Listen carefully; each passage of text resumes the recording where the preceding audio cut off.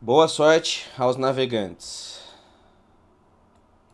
E o que você acha da Maria da Penha, por exemplo? Da Lei Maria da Penha? Cara, eu preciso estudar um Você acha pouco. que ela merece sobreviver aos testes do tempo? Porque ela foi feita contra a violência contra a mulher, entre outras coisas, mas Cara, é uma até onde eu lei sei, que não serve de bosta nenhuma. piorou. Não, calma. Que? Ela falou que ela precisa estudar um pouco, mas falou que é bosta. Você vê, porra, então assim, É uma lei que não serve. Assim, eu nunca parei pra ler você o acha que a texto Maria da Penha não inteiro da serve lei. pra Nunca parou. bosta nenhuma? Sabe? Mas, tipo, cara, o que que uma medida protetiva impede de um doido fazer alguma coisa? Não impede nada, é um papel. Entendeu? Não, Oi? concordo. Então, assim. Impedir, impede. Oi? Nossa, calma, foi muito rápido. Foi de 0 a 100 muito rápido. Ela. Vamos organizar o pensamento aqui. Ela não leu a medida, mas a medida é uma bosta, porque um papel, que é uma medida, não impede nada. Então, talvez a gente poderia liberar o assassinato e a corrupção, porque afinal de contas são leis no papel e que não serve pra nada, né? Papel. Eu não li o papel também, o que tá escrito, mas imagino que eu não serve pra nada, né? Nossa. Muita coisa. Ah, Impede. Impede o cara que não quer fazer nada. Você. Gostaria de dizer que esses aqui são os Red Pillars. E esses caras estão dizendo pra ela que sim, impede. e impede o cara que não quer fazer nada, porque o cara louco que tá insano e Ele quer vai matar a fazer. mulher, ele vai olhar pro papel e Foda-se. falar: opa, não posso. Não, ele. Eu não tô dizendo assim Entendi, do. entendi. Eu não tô dizendo nesse caso assim que o cara já tô com uma arma na sua cabeça. Ele impede muita coisa na vida do cara. Sim. Prejudica a vida do cara. Sim. Sim, e a ideia é essa. Sim. Prejudica. É que assim, a gente tem. Esses dias eu tava na Jovem Pan com a Jamile. A Jamile Certo. já veio aqui. Já me venceu. Já. Sim. Quem é Jamile? Advogada do direito do homem. Ela é Só tem tudo na Jovem, eu quero inteligentíssima. na Jovem Pan. Advogada do quê? É muita informação. Sim. Advogada do direito do homem. Ah, advogada do direito do homem, entendi. Ela é Só tem tudo na Jovem, eu quero inteligentíssima. na Jovem Pan também. Ajeita pra nós lá, mano. Na Jovem Pan, uma entrevista lá no Pânico lá, mano. Oi. Ah, quem no pânico. Eu não mando em nada, cara. Se você soubesse o quanto que eu não mando em porra nenhuma. Ele sabe. Ah, não bota. Ô, Ricardo, Mas- chama a gente. É, Ricardo, ó os meninos aqui. Trocar uma ideia, Mas explicar o a que é shag Jamile, ao vivo. a Jamile é inteligentíssima, eu gosto demais dela. E ela tava Imagino. conversando, ela falou uma frase, inclusive quem quiser assistir o programa, pode assistir lá na Jovem Pan, é a edição do Linha de Frente do dia 24, tá? E ela, lá pro segundo bloco, ela explica o quanto, pra lei atual brasileira, a vida da mulher vale mais do que a vida do homem. É verdade. Sim. Se você matar ele, você tem uma pena. Se você me matar, você tem uma pena maior. Entendeu? Até porque aí já enquadra em feminicídio, essa merda toda que a gente sabe como que é, né? Eu não tô conseguindo nem contra-argumentar, é muito rápido. O jeito que salta, lógico. Na Márcia Sensitiva, pelo menos, ela dá saltos lógicos longos e demorados. Aqui cada informação vai pra um lugar.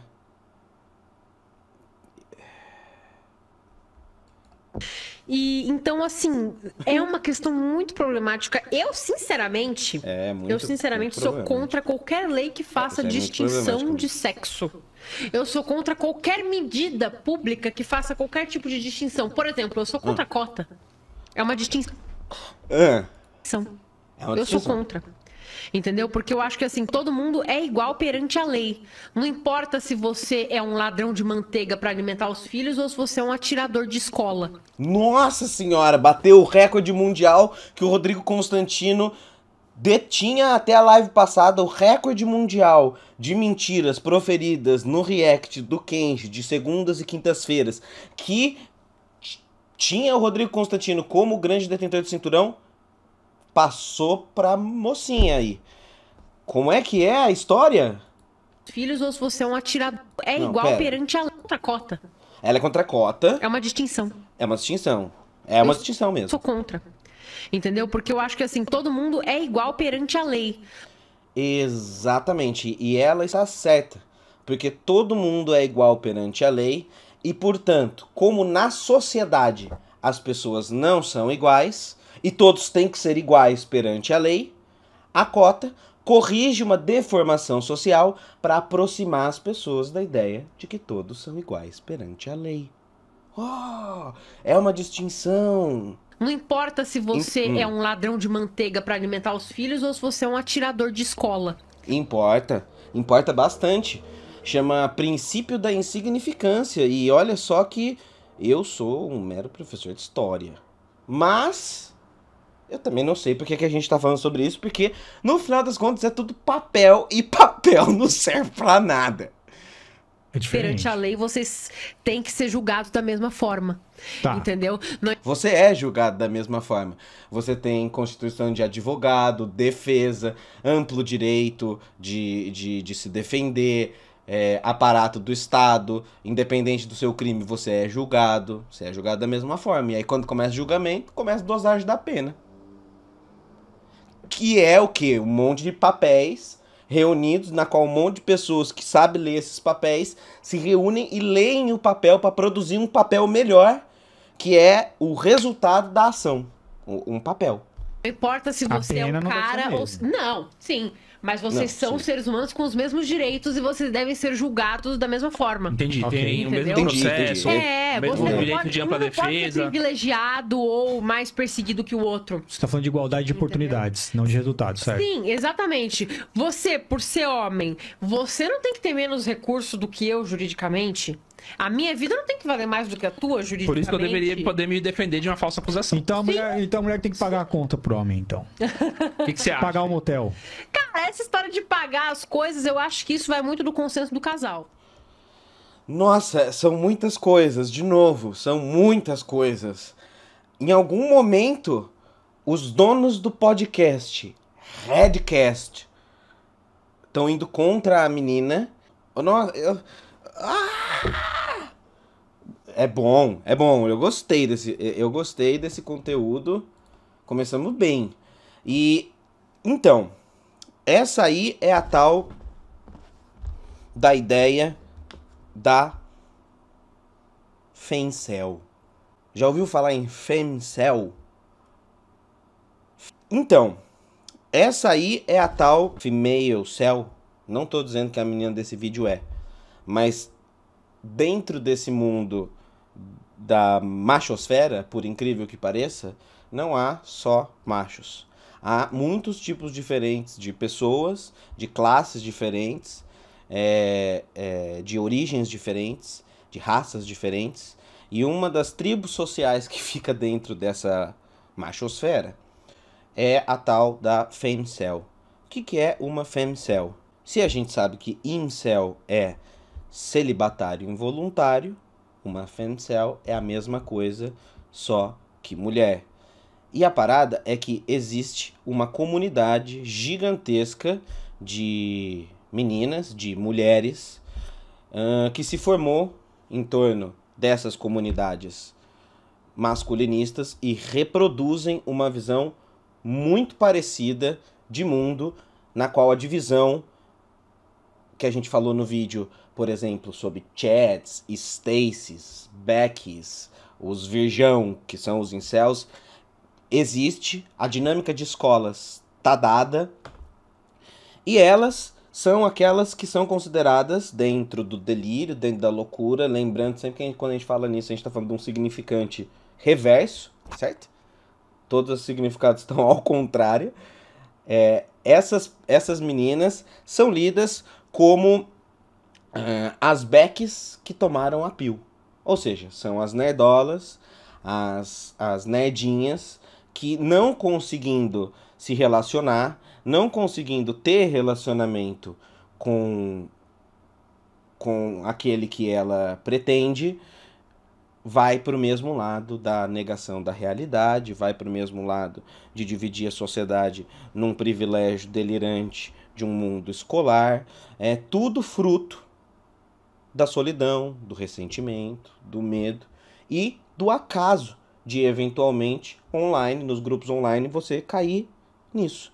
Porque a vida toda ela sofreu bullying por causa da aparência, e aí chegou na puberdade, ficou mais bonita, mas ela ainda se sentia feia, ela ainda tinha a mente de uma menina feia. Então elas têm sérios problemas com baixa autoestima e exclusão social, e por terem sido excluídas, elas abraçaram essas características e se uniram e fizeram um grupo.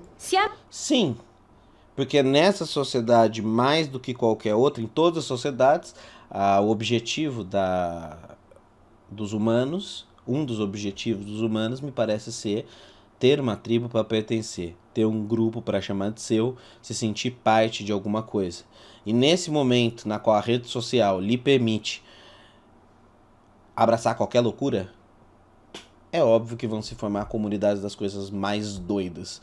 Porque aquelas pessoas que se sentiam solitárias porque outrora acreditavam na Terra plana e eram solitárias, ou porque acreditavam nas céus, agora elas têm um grupinho para chamar de seu, e basta você pensar uma doideira, vai ter alguém que acredita naquilo também.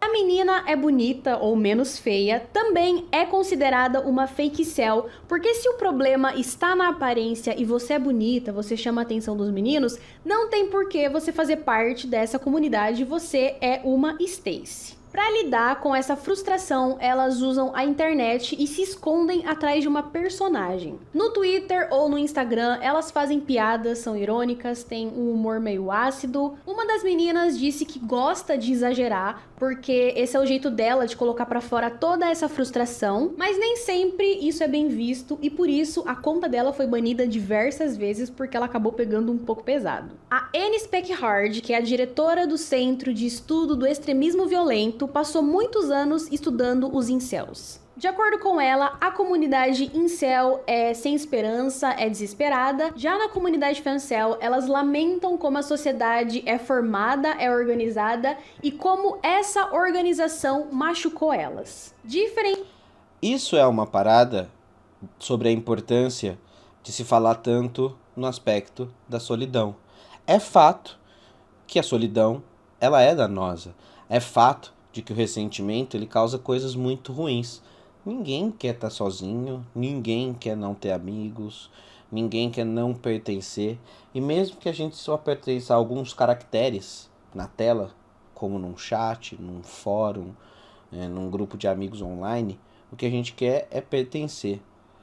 E talvez, por causa do desamparo, essas pessoas ficam vulneráveis para se encontrar e se retroalimentar de ideias errantes.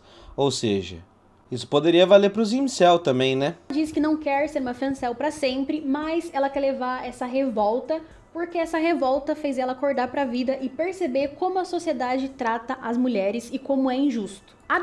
A parada é o seguinte, a adolescência dói muito. A adolescência dói demais. Dói porque a gente está se formando enquanto identidade, a gente está deixando de reproduzir única e exclusivamente os nossos tutores, sejam pais, avós, tios, ou seja lá quem é que foi que cuidou de você.